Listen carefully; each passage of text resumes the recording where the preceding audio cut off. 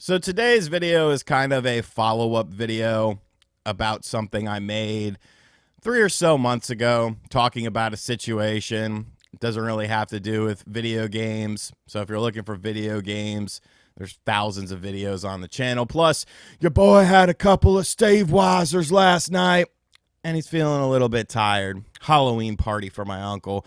But I want to talk about this because it's kind of the end of an era, and like I said, a follow-up to a video that I had made previously on a topic about ReviewTechUSA, an individual that I have known for many years. You know, I wouldn't say we're super good friends or anything like that, but we have talked in the past. We have collaborated before in the past. He has actually helped me with things in the past, but over the past couple of years, things have definitely changed with that individual.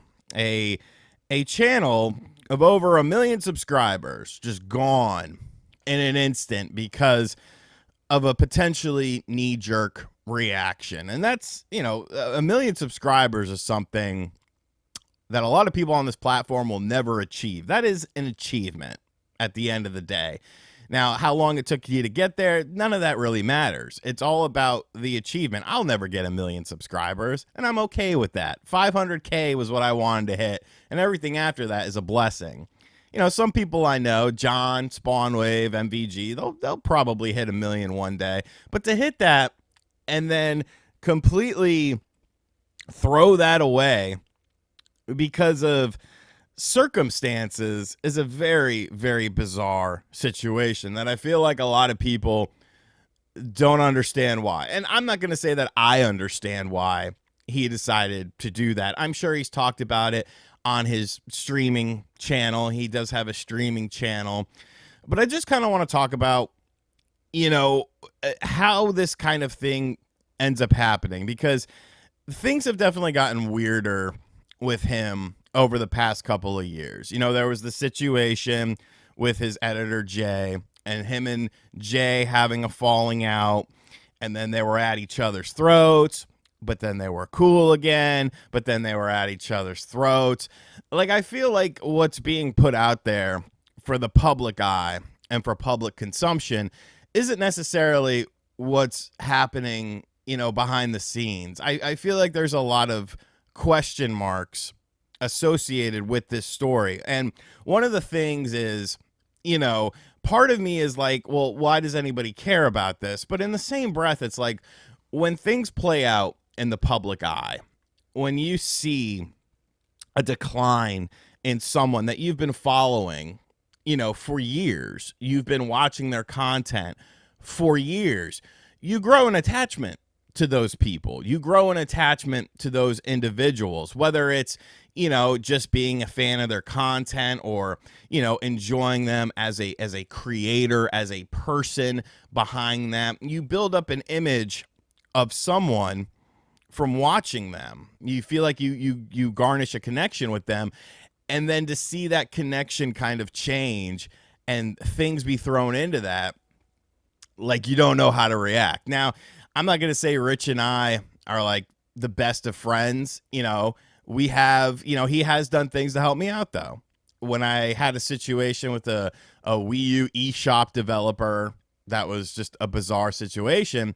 Before I even really knew Rich, he actually reached out to me and wanted to cover that story. There's been a couple other times where he has, done things that were very friendly towards me. But I would say those things are kind of few and far between at the end of the day. And this whole situation with kind of, it's easy to say midlife crisis. And I definitely think that there are signs of this being a midlife crisis, completely deleting your channel to become a streamer, to create hip hop beats.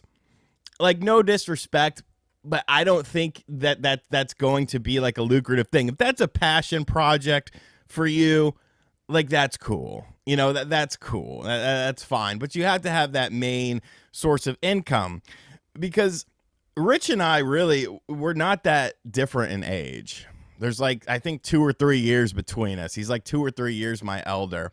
And something I'm learning about midlife crisis is that people seem to have them when they have a lot of things on their plate, when they have a lot of things going on. And a midlife crisis is kind of an escape to a time when you didn't have that stuff. I'm not trying to like be a psychiatrist here or anything like that, you know.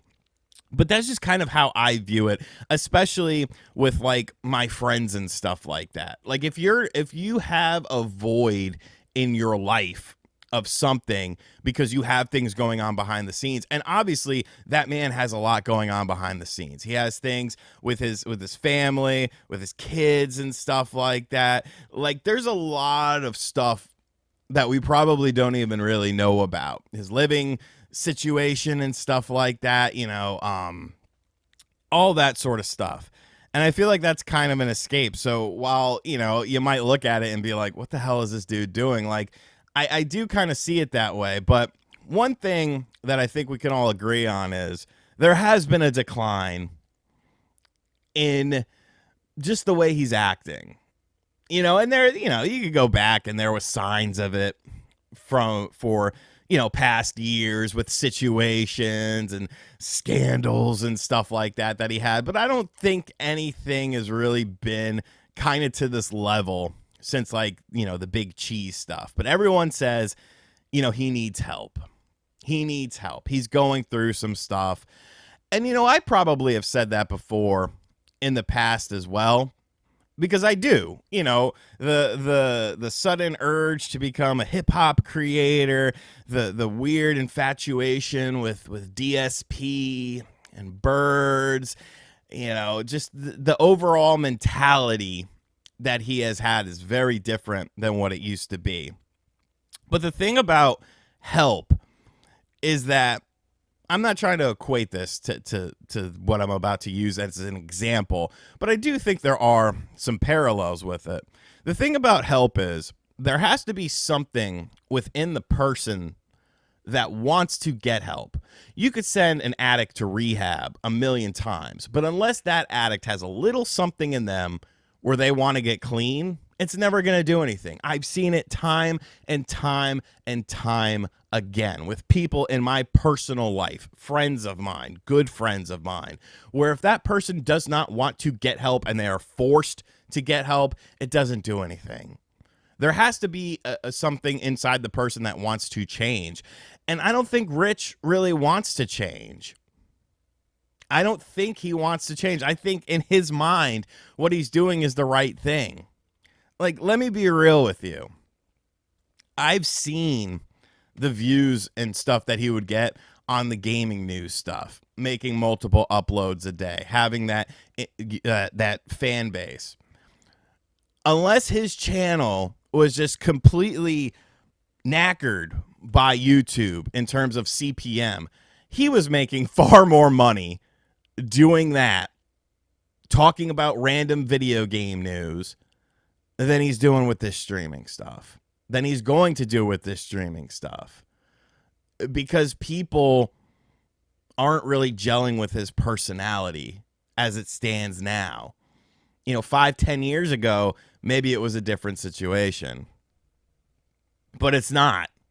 You know, it's not anymore. It's more a weird obsession thing, more of a vindictive thing, going after people who are just minding their own business. Like the video that he made about Wood, just completely out of the blue. Now, Wood's not a perfect person. I'm not a perfect person. But, like, I don't get it.